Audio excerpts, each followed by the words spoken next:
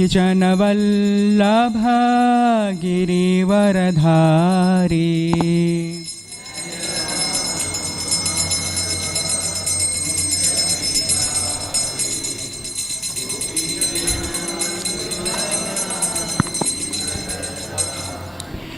Jai Radha Madhav Kunj Vihari, गोपीजन Vallabh Girivardhari.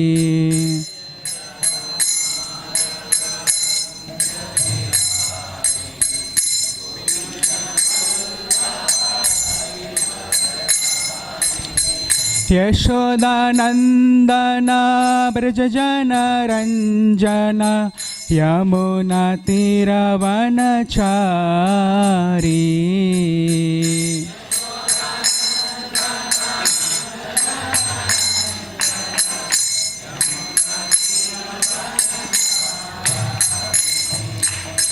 Yashodanandan ब्रजजन Ranjan, Yamuna तीरवनचारी।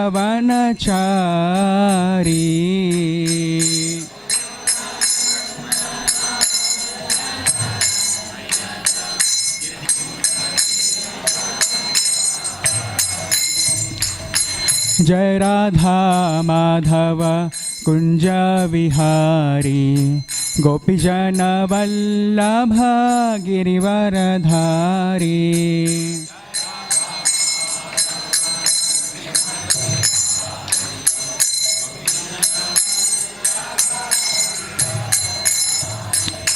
Hare Krishna Krishna Krishna Hare Hare, Hare Ram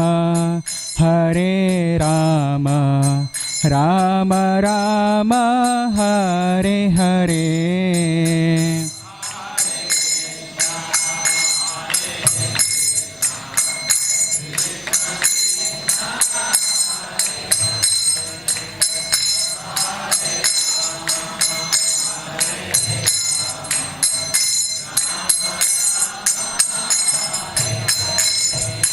Hare Krishna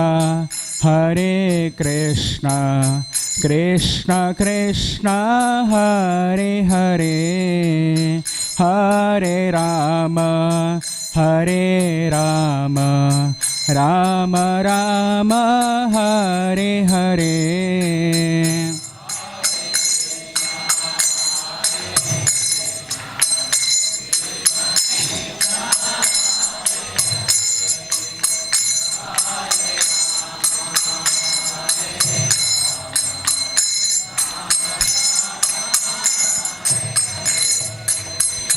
Hare Krishna Krishna Krishna Hare Hare, Hare Ram Ram Ram Hare Hare.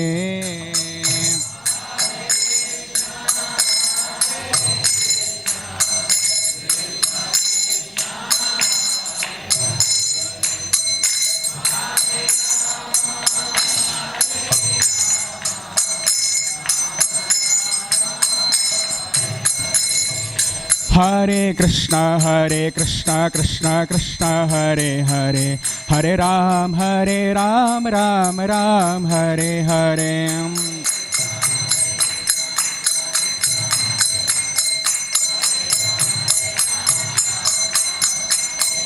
Hare Krishna Krishna Krishna Hare Hare, Hare Ram Ram Ram Hare Hare.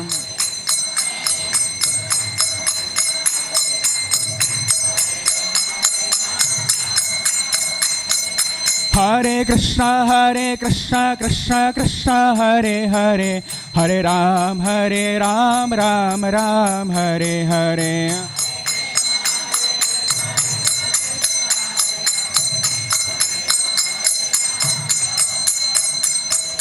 Hare Krishna Krishna Krishna Hare Hare, Hare Ram Ram Ram Hare Hare.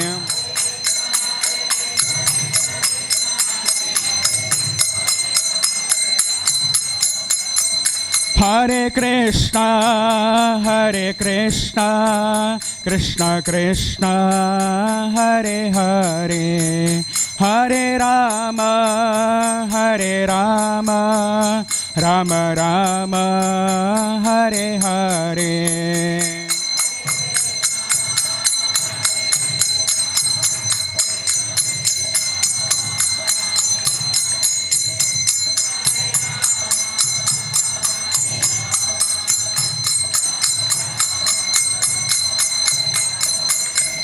Jaya Jaya Prabhupada, Prabhupada, Prabhupada, Jaya Jaya Prabhupada.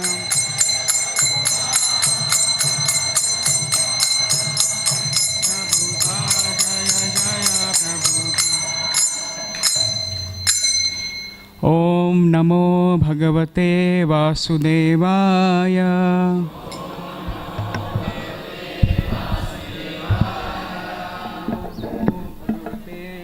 Devaya. Om Namo Bhagavate Vasudevaya. Narayanam Namaskrityam Naram Chaiva Narottamam Devim Saraswatim Vyasam Tato Jayam Udirayet Nashtaprayeshu Amhadreshu Nityam Bhagavata Sevaya Bhagavati Uttamah Shloke Bhaktir Bhavati Nashtiki.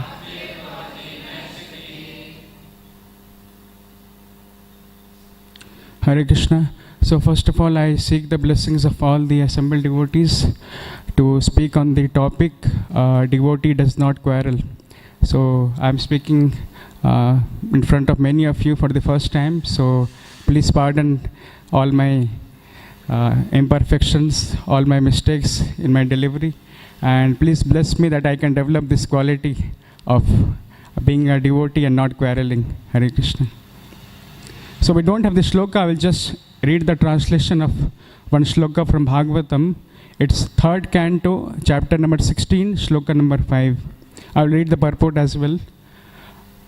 A wrong act committed by a servant leads people in general to blame his master, just as a spot of white leprosy on any part of the body pollutes all of the skin. Purport. A Vaishnava therefore should be fully qualified. As stated in the Bhagavatam, anyone who has become a Vaishnava has developed all the good qualities of the demigods. There are 26 qualifications mentioned in the Chaitanya Charitamrita. A devotee should always see that his Vaishnava qualities increase with the advancement of his Krishna consciousness. A devotee should be blameless because any offense by the devotee is a scar on the Supreme Personality of Godhead. The devotee's duty is to be always conscious in his dealings with others, especially with another devotee of the Lord.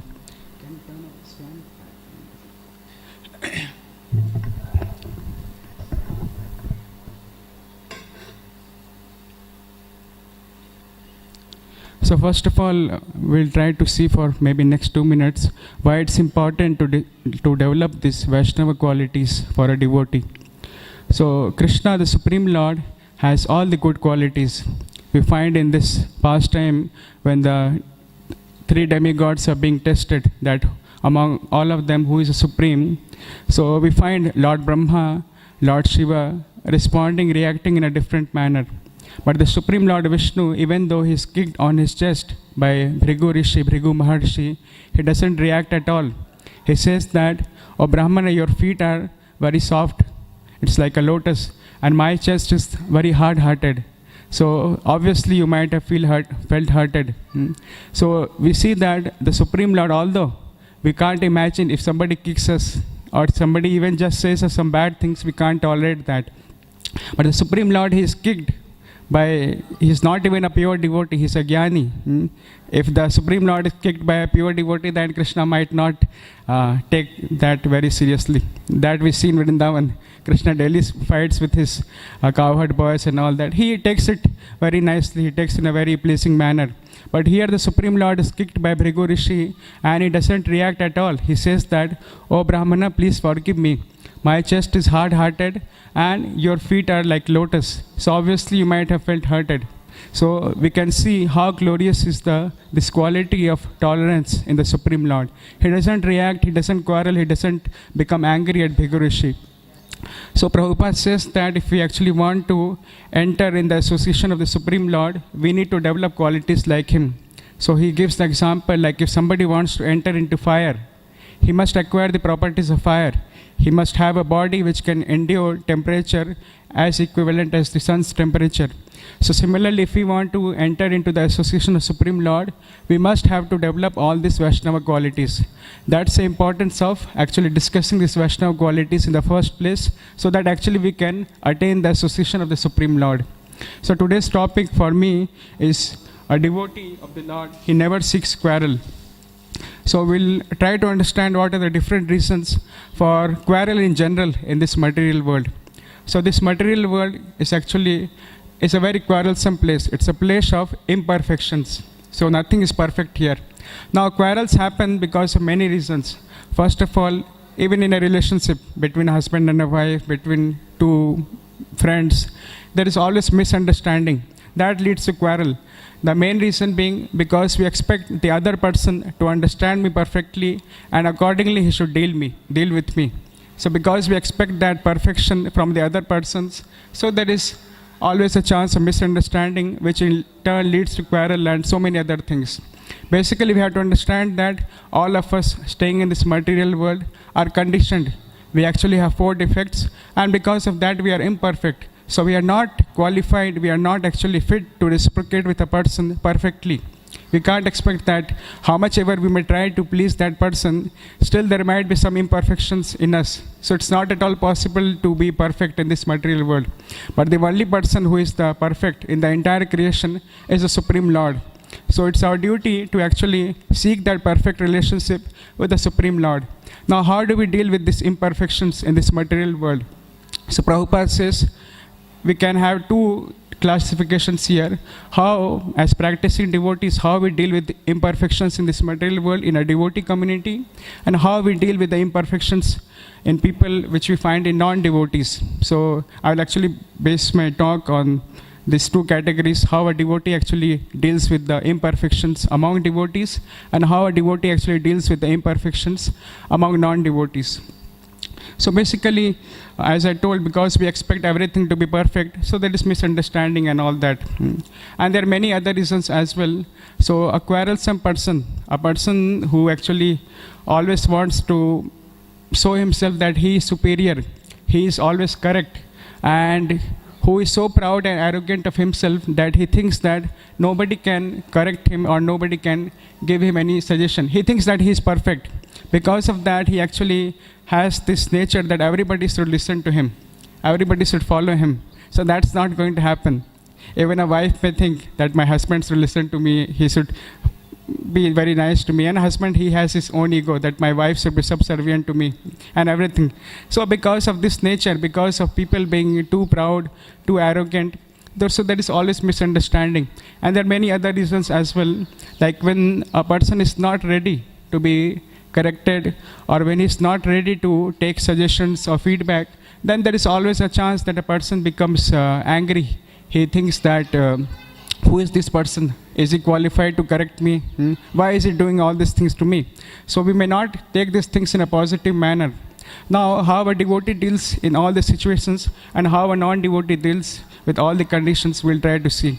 So in Bhagavatam, there is a nice verse. I'm not quoting the shloka, but the translation of that, it says like how devotees and non-devotees deal in different situations.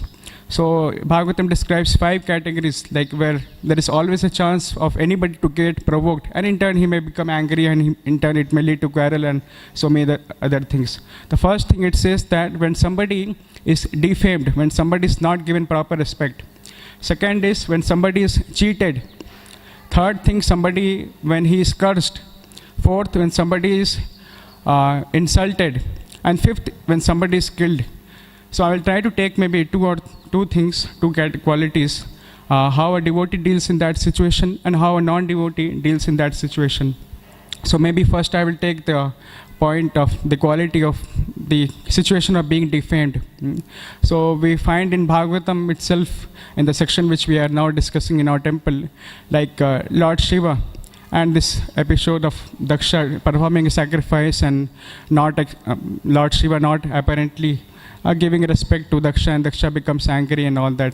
So Prabhupada explains in the purport that Lord Shiva, although he is the son-in-law of Daksha, but because he is very much transcendentally advanced, he is on the spiritual platform, so he doesn't see anybody as his father-in-law or like that. He is not able to perceive that. He is completely absorbed in meditation on Lord Vasudev. So because of that, apparently he failed to offer respect. He did not recognize that his father-in-law had come. Now just for that offense, Daksha took it very seriously. Now Daksha, because he still had previous background of some animosity, some quarrelsome nature towards Lord Shiva, so he took this as an opportunity to actually find fault with Lord Shiva, and in turn he tried to curse him.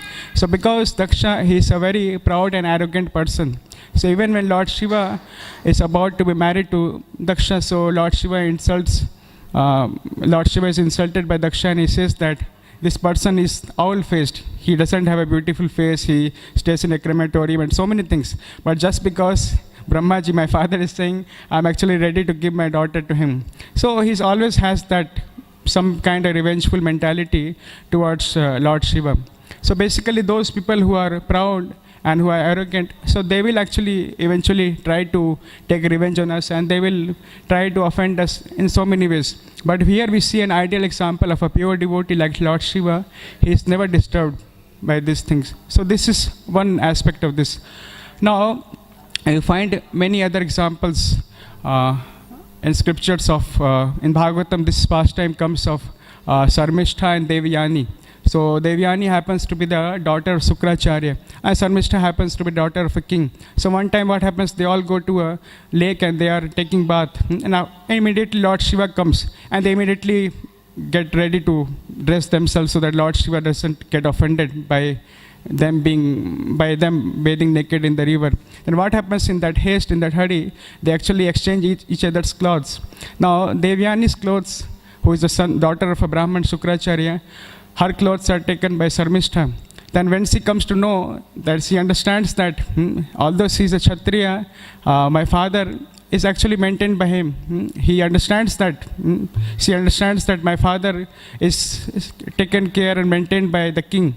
But still, because she has that pride that I belong to a Brahman parentage, I belong to the daughter of a Brahman, so my position is superior.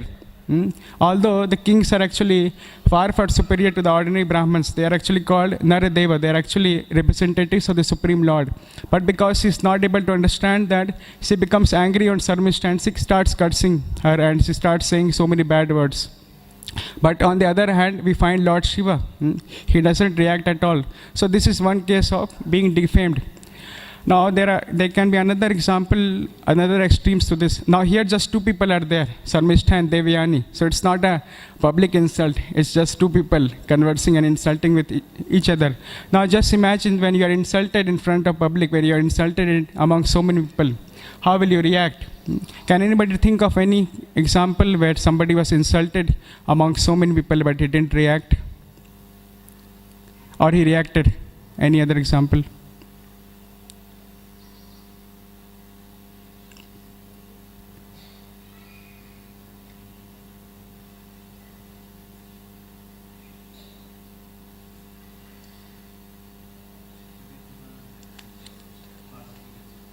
Yes, yeah.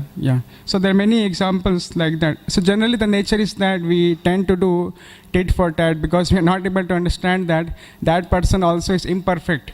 So Prabhupada gives example like in a hospital where so many people are diseased. So you won't be getting disturbed by the disease of so many persons. You should be introspective and intelligent enough to understand that I am diseased in the first place, and it's my duty to be cured of the disease. I am myself imperfect, so I should not be disturbed by so many people, their diseases and so many things. And for a devotee, it's very much important that he actually develops this quality of patience. Prabhupada gives example of a doctor, like how a doctor, he doesn't become angry with the patient's symptoms or his disease. He understands that, okay, he is in need of medication, and he is very much tolerant, and he takes care that he is well cured, so he doesn't become disturbed. Similarly, when we find so many imperfections, so many things not happening properly with devotees, and devotees not understanding us, we have to understand in such a way that all of them are imperfect beings, and the good thing is that they all are actually trying to advance in Krishna consciousness. They all are actually trying to purify themselves. So Prabhupada says that if two people who are actually trying to get reformed, so it's good to stay with those people, but not to stay with those people who are not trying to get reformed. So eventually they all will become purified. So they all will become purified, and they are trying to get purified of the anarthas and so many other things. But we should not be thinking that, okay, non-devotee community is better because they deal with me in such a nice way and all those things. But they are not at all aware about the anarthas. So here we understand that we are aware about our anarthas, and others are aware about our anarthas as well. So a devotee takes it in that manner. He doesn't become disturbed when somebody actually points out his mistakes, points out his faults, and so many other things. Now I will take the example of being killed. Again, I will take example of one pure devotee, how he dealt in that situation, and how we should be dealing in that situation. Like Bhagavatam gives example of Ambarish Maharaj. So when Durvasa Muni actually kills a demon to kill Ambarish Maharaj, so he takes it in a very positive manner. He understands that the Supreme Lord is very much merciful to me, and he has given me the time, he has given me the indication that now I am going to die. So immediately he actually completely surrenders to the Supreme Lord, and he starts praying to the Lord. Okay, this is the time for me to leave my body, so let me remember Krishna. But the Supreme Lord, he never actually takes it very lightly. He understands that Ambarish Maharaj is my pure devotee, but the Supreme Lord never takes any offense. So here again, actually I will try to take to more understanding here. Like for a devotee, a personal insult, personal chastisement, or somebody not behaving with us properly and all that, so a devotee does not take very seriously. Generally practicing devotees, I am talking about them. But in practical situations, when somebody comes to kill you, when somebody comes to beat you, so how you deal in that situation? So we are not followers of Gandhi's ideology. We are not followers of Gandhian philosophy. Prabhupada says that if somebody comes to kill you, you have to actually defend yourself. So one time, one devotee, he was actually talking to another preacher, another senior Maharaj. One sannyasi was actually asking this devotee, so how will you deal in a particular situation when some thief comes with a knife and is ready to kill you? And he says, you are not this body, but you are spirit soul. I'm just harming your body. So how will you deal in that situation? Then this devotee, he was just a neophyte, he was just a beginner. He said that I won't do anything, I will allow that person, I will allow myself to be killed. Then that sannyasi, that Maharaj actually explained him that this is not the practical proper understanding. When somebody comes to beat you in practical situations, if you are not pure devotees, then you can actually tolerate all these things. But unless and until we are on the platform of practicing devotional service, if any physical damage, if any physical injury is done to us, we are obviously supposed to defend and protect ourselves. Now we can extend this even more further. Anything connected with the Lord, like the devotees of Lord, when they are insulted, when they are actually being killed, or maybe a temple of the Lord, when any property of the Lord is being damaged. Prabhupada gives another example, like when your house is about to be burned, then you can't actually think that I have to go out and I have to rescue myself, but I should not be caring about the house. So how a devotee actually understands that this house and even this body actually belongs to the Supreme Lord. So he is not the proprietor. So it's his duty to actually maintain this body so that he can actually serve the Supreme Lord. Similarly, anything connected with the Lord, a temple of the Lord or devotees of the Lord, it's his duty to actually protect. So it's not that he becomes callous or indifferent to all these things. So it's not that devotee is completely non-violent. But depending on practical situations, we have to actually understand all these things and we have to practically apply the instructions. So I gave the example of Ambarish Maharaj, how he dealt in that particular situation. Now there is another example of Dhruv Maharaj. So when his younger brother Uttam, actually he was killed by the Yakshas, so he actually had a serious fight, a long fight with the Yakshas and all that. Then it happens that many of the Yakshas are being killed and it's okay for him to stop the fighting now. But he becomes so angry that he actually relentlessly, without thinking, he goes on killing many of the Yakshas. Then Swayambhu Manu himself has to come and he says that now you should stop fighting. So understand that your brother was killed by the providence, by the acts of the Supreme Lord. It was his destiny. So you should not become unnecessarily angry on so many of the other demigods. So that's again to a negative extreme.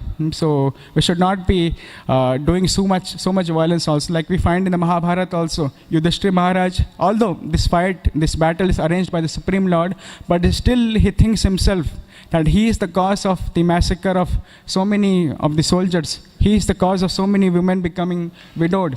So that's the mood of a devotee. Although he understands that injustice was done to him, still he understands that I am responsible. So that's the mood of a devotee. So that again, that's another example of a pure devotee, how actually he deals in that situation. But we should not be unnecessarily becoming angry, too much angry that we are not able to control ourselves, like how Dhruv Maharaj did. So, but we should take the example of Yudhishthira Maharaj. So he understood that it was the plan of the Lord, and even Arjun. So he also was not ready to fight, but because he understood that the Supreme Lord actually wants him to fight, so he was ready to fight. He was not ready to fight for his own cause. He was not ready to fight to actually acquire the property to kingdom. He was ready with even 5 villages. So a devotee for his own personal protection and all that, he doesn't react, he doesn't actually engage in too much violence as well, but only as much as it is required. So that is an example of being killed. So when somebody is being killed or when there is some threat to you, so how a devotee actually deals in that particular situation. So now how to deal in these particular situations, now how to actually understand all these things. So as I told before, we have to understand that everybody is an imperfect conditioned soul and they all are practicing devotional service and they all are trying to develop these qualities and they all are trying to overcome the anarthas, they all are trying to get purified. So a devotee actually understands all these things intellectually and he tries to see all these things in that perspective. He doesn't become disturbed. So in Gita also Lord says that so we have to be undisturbed in all the situations. So whether in heat, cold, whether in name, fame, defame, then only actually we can practice Krishna consciousness in this material world. Otherwise it's very difficult. So staying outside in the material world, in non-devotee community, it's very difficult. But staying with devotees, it's tolerable. We can tolerate the imperfections of others and so many things. It's better than staying with non-devotees and not practicing Krishna consciousness and not trying to develop any of the qualities. As I told before, non-devotees don't even are aware about their anarthas, but devotees we actually know and we are trying to work on these anarthas. And there are many other things like we should be always receptive. So that feedback may come from anybody, whether he's a neophyte, whether he's our equal, whether he's our superior. So that feedback or correction can come from anybody. I'll just take 5 minutes and conclude. So one time, one temple president, actually he was sharing this, that just a new neophyte, just a new devotee, maybe 2 or 3 years new to Krishna consciousness practicing, he actually asked this devotee on this Pandav Nirjal Ekadashi day, that I see that you are not fasting, you are not observing Nirjal Ekadashi. So why is that? Now that devotee, he actually didn't feel that it necessary to explain to him. He actually accepted that. Whether he took it as an insult or whether he took it as in any manner, but he didn't protest, he didn't retaliate, he didn't react at all. So that feedback, that correction, that insult may come from anybody. So as devotees, we need to be aware that so Krishna can actually correct us or Krishna can give us feedback, whether positive or negative. In this case, it was not at all required. So for the service of the Lord, it's important that you take care of your body, and if required, you can drink water or not drink water as well. So it's not at all necessary for this devotee to actually explain all these things. But we should always be careful, we should always be ready to accept this correction and feedback. So there is a saying, we should always be ready for the worst. So situations may become even more worse, but we should be ready for that. Now with equals also, so there might be so many imperfections, there might be so much clashes of ego and all that. But we need to understand that we are staying with them, and they are actually helping us identify our anarthas, and they are actually our well-wishers. So Bhakti Siddhanta Maharaj actually, in one quote, he says that those people actually who try to find fault with me, who try to correct me, they are actually my real well-wishers. So somebody who never corrects you, who never says you anything, that means you understand that he is not your well-wisher in the true sense. He is not ready to help you advance in Krishna consciousness. Although he might be staying with you, he might be staying very near to you, but he is not at all your well-wisher. So we should be seeing in that perspective that all of them are actually helping me come more and more closer to the Supreme Lord. So they all are my well-wishers. So a pure devotee of the Lord, or at least devotees practicing Krishna consciousness, all of us should be developing that mood, should be seeing that all of us are actually in one way trying to help me advance in Krishna consciousness, and it's the arrangement of the Supreme Lord. So Prabhupada says that when you actually bring so many different stones and we try to grind that, there will be a lot of commotion, there will be a lot of sound. So it will not at all be pleasing. Similarly, in the association of devotees, there will be misunderstanding, there will be fights, there will be quarrels and all that. But at the end of the day, we actually come together and we forgive each other.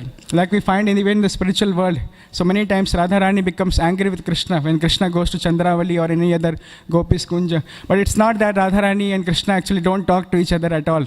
After some time, Krishna actually pleads her, Krishna actually convinces her, and Krishna actually forgives. He actually even tries to appease her, and he tries so many things to bring her back to the same mood.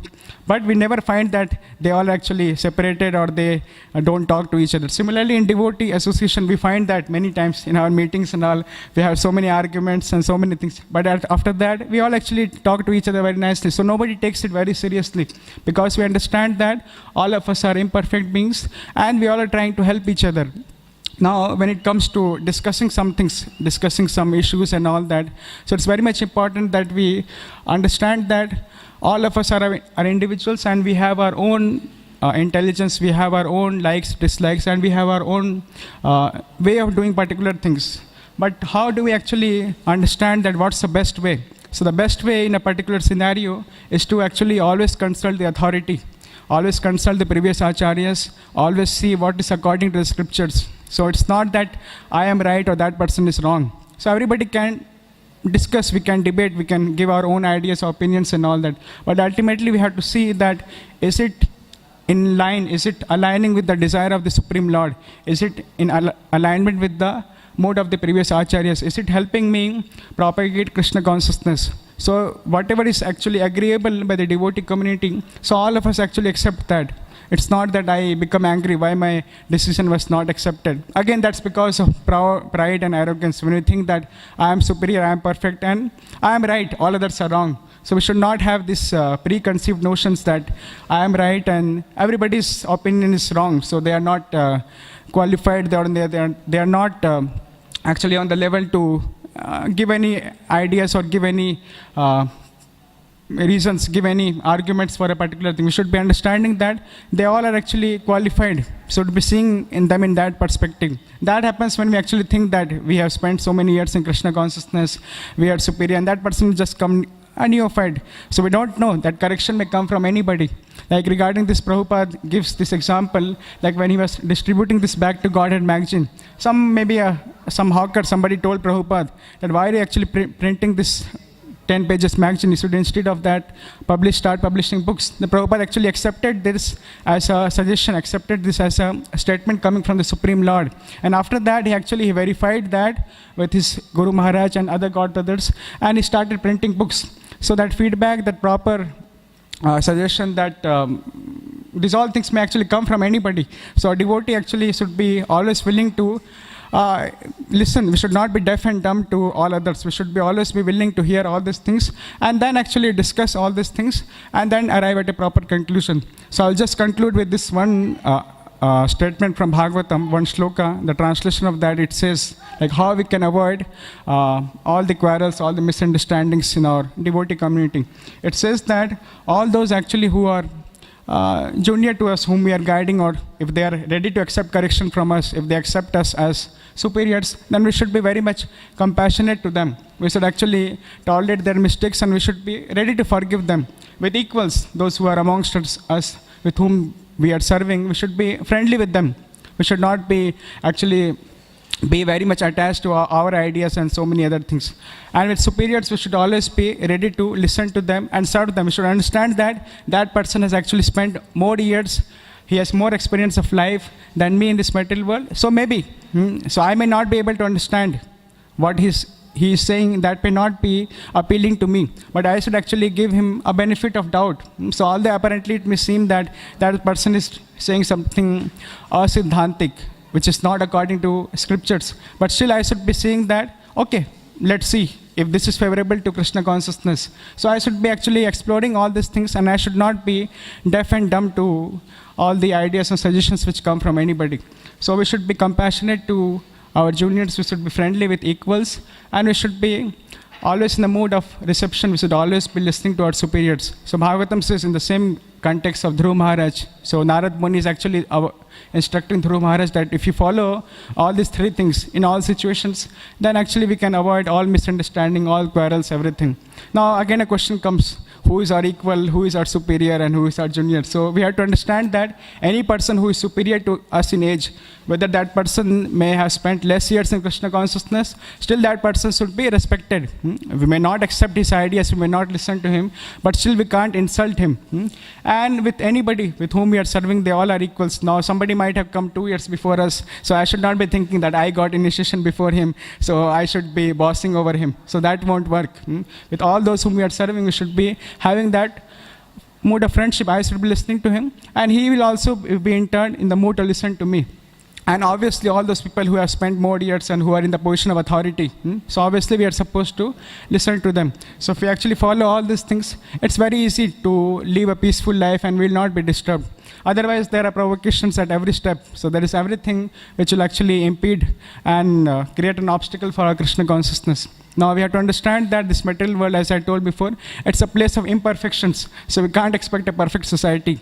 So the only thing which we can do is become serious in this life in Krishna consciousness and get out of this material world as soon as possible. So there you can expect everything perfect. So one devotee was saying, this material world we expect so many perfect things. We expect perfect education, perfect job, perfect children, perfect grandchildren. Then after that, perfect funeral. So everything we expect perfect. And nothing is going to be perfect, and you are going to die, and your funeral will also be perfect. But if you want perfection, so better go to spiritual world and become serious in this life.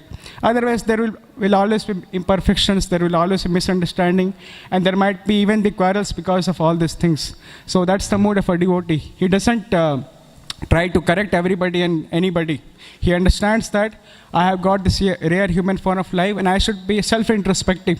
I should be seeing what is my fault and I should be trying to work on that rather than trying to help and rather than trying to correct and try to bring a reform in the whole society. I should be first bringing a reform in my own self.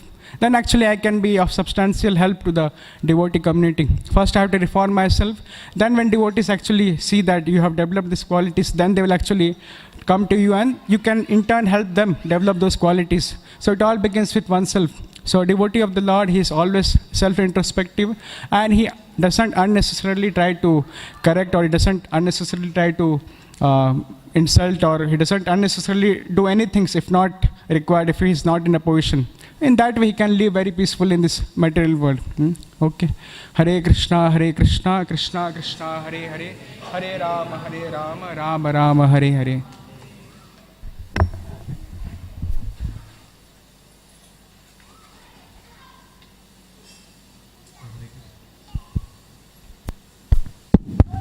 Hare Krishna. So we are very thankful to His Grace Mahamani Prabhu giving such a wonderful practical, implementation of this quality, how we can imbibe that. So I think this is the first opportunity, at least I have heard Prabhu, and I don't know about others. So I think Prabhu is one of the most silent and humble devotee in our temple. So I think we should get more frequent opportunity to hear him.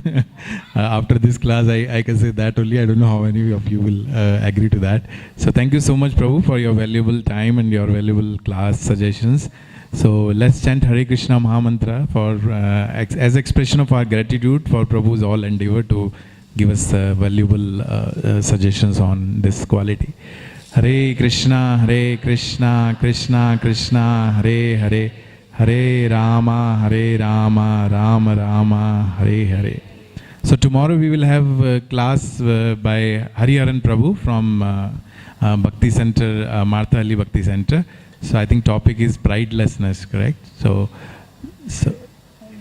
mild or pridelessness. So don't miss tomorrow's class. So Sunat Prabhu is saying that prasadam is available, but after darshanarti, for those who are going early, can take prasadam. Thank you so much. Hare Krishna.